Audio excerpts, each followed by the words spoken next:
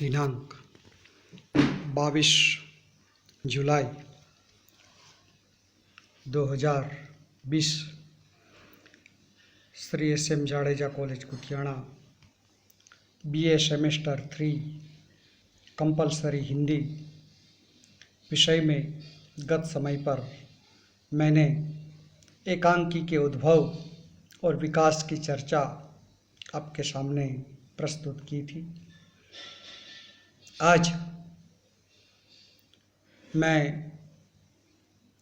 5 पर्दे एकांकी संग्रह के संपादक मोहन राकेश के जीवन एवं व्यक्तित्व का परिचय आपके सामने प्रस्तुत कर रहा हूँ। 5 पर्दे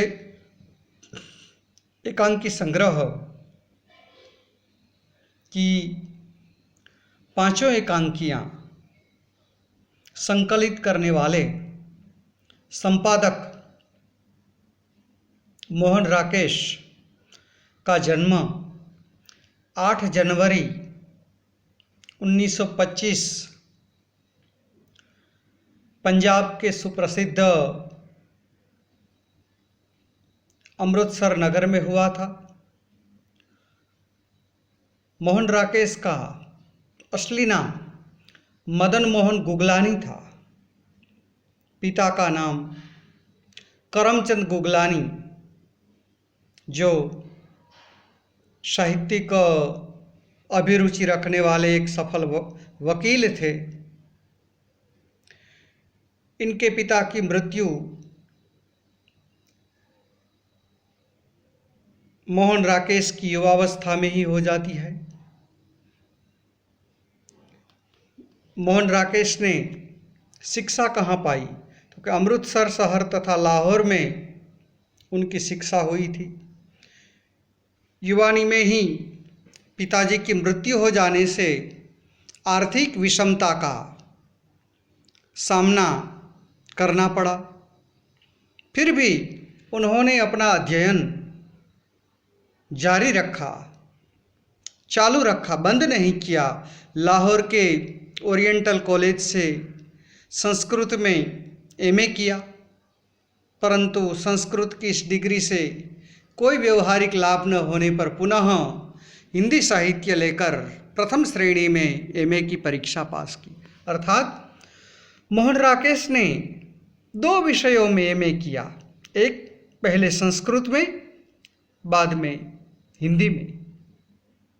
अब वे क्या व्यवसाय करते थे? MA कर लेने के बाद घर की स्थिति को संभालने के लिए मोहन राकेश को नौकरी करना अनिवार्य हो गया था। उन्होंने पहले बम्बई के एक महाविद्यालय में अध्यापन कार्य किया, किंतु वहाँ उनका मन न लगने से शिमला चले गए। वहाँ भी वे अधिक समय नहीं रह पाए और थोड़े ही समय में नौकरी छोड़कर जालंधर के कॉलेज में प्राध्यापक हो गए। वह वहाँ रहते हुए, मतलब जालंधर में रहते हुए प्राध्यापक यूनियन में सक्रिय भाग लेने के कारण वहाँ से भी इस्तीफा देना पड़ा है।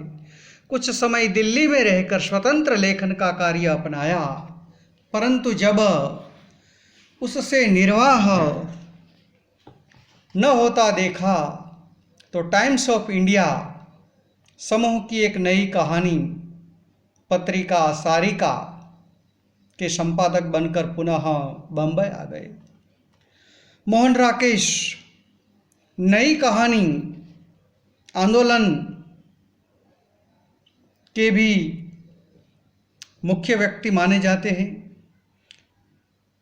उनके जीवन में व्यवस्था जैसी कोई चीज़ नहीं थी, इसीलिए कुछ समय इस संस्थान में तो कुछ समय उस संस्थान में, ऐसे वो बदलते रहते थे। यहाँ भी वे अधिक काल नहीं रह सके और वहाँ से भी इस्तीफा देकर पुनः दिल्ली जा बसे और इसके बाद जीवन पर्यंत वहीं स्वतंत्र लेखन में रत रह सके। वैवाहिक जीवन पी मोहन राकेश का सुखी नहीं था। 1950 में एक सुशिक्षित युवती के साथ विवाह किया। उनकी पत्नी की शैक्षणिक योग्यता उन्हीं के बराबर थी। आर्थिक दृष्टि से वह अधिक कमाती थी। उसमें अहम भाव अधिक था तथा नारी सुलभ कोमलता एवं स्नेह का सर्वथा अभाव था। वह हमेशा उन पर हावी होने का प्रयत्न करती थी। इस विवाह के कारण मोहन राकेश को अनेक विषम परिस्थितियों, अपमानों, कुंठाओं और मानसिक तनावों का अनुभव करना पड़ा। अपनी एक कहानी एक और जिंदगी में इसका सुंदर चित्रण उन्होंने किया। इसलिए उन्होंने अपनी इस पहली सुशिक्षित पत्नी से तलाक ले लिया। दूसरा विवाह उसके मित्र की एक पागल बहन के साथ होता है, जिसका चित्रण अंधेरे बंद कमरे उपन्यास में किया है। सारिका पत्रिका के संपादक से भी त्यागपत्र देना पड़ा, क्योंकि इस पागल पत्नी ने वहाँ भी हंगामा मचा दिया। इसलिए उन्होंने अपनी दूसरी पहली अहंभावी पत्नी से तलाक ले लिया। दूसरी अपने मित्र की बहन पागल पत्नी से तलाक ले लिया। तीसरा विवाह अनीता औलख से हुआ है। उनके सामने पहले ही स्पष्ट कर दिया, अनीता तुम तीसरे नंबर पर हो। पहले नंबर पर मेरा लेखन, दूसरे पर मेरे दोस्त और तीसरे पर तुम। अनीता को समझबूझकर अपनी मर्यादा में रहकर उनसे निर्वाह करनी पड़ी। उनकी श्रेष्ठ रचनाएं इसी तीसरे विवाह के बाद लिखी गई। इस प्रकार मोहन राकेश का वैवाहिक जीवन सुखी नहीं था। इसीलिए उन्हें 3 विवाहों की स्थितियों से गुजर बसर करना पड़ा। उसके व्यक्तित्व के बारे में देखा जाए तो साहित्यिक वातावरण, पिता को साहित्य के प्रति अत्यंत अभिरुचि होने के कारण अनेक साहित्यिक बैठकें, साहित्यकारों की बैठक उनके घर पर लगा करती थी। उपेंद्रनाथ अश्क और इंद्रनाथ मदान जैसे लेखकों से उनके पिता की मित्रता थी। इसलिए साहित्यिक वातावरण के कारण मोहन राकेश में बचपन से ही साहित्यिक अभिरुचि उत्पन्न हो गई थी और विकट से विकट परिस्थिति में भी यह उनसे छूट नहीं सकती थी। आर्थिक कठिनाई इसलिए आई, इसका पहला कारण यह है कि बड़ी उम्र में ही, मतलब छोटी 16 साल की उम्र में पिताजी की मृत्यु हो गई थी और पिता की वकालत न चलने के कारण उनके परिवार को हमेशा एक विषम एवं आर्थिक संकट का सामना करना पड़ा था। मोहन राकेश के पिता व्यवसाय से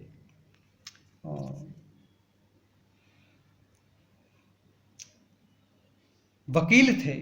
मोहन राकेश की 16 साल की आयु में पिता की मृत्यु हो जाने से बच्चों को ट्यूशन पढ़ाकर अपनी गुजर बसर करनी पड़ी। पिता की मृत्यु के वक्त मकान का किराया भी कई महीनों तक बाकी था। उनका मकान मालिक इतना निर्दयी था कि उसने पूरा किराया वसूल किए बिना पिता की अर्थी को उठने से रोक दिया गया। पहले मकान का किराया चुकता करो और बाद में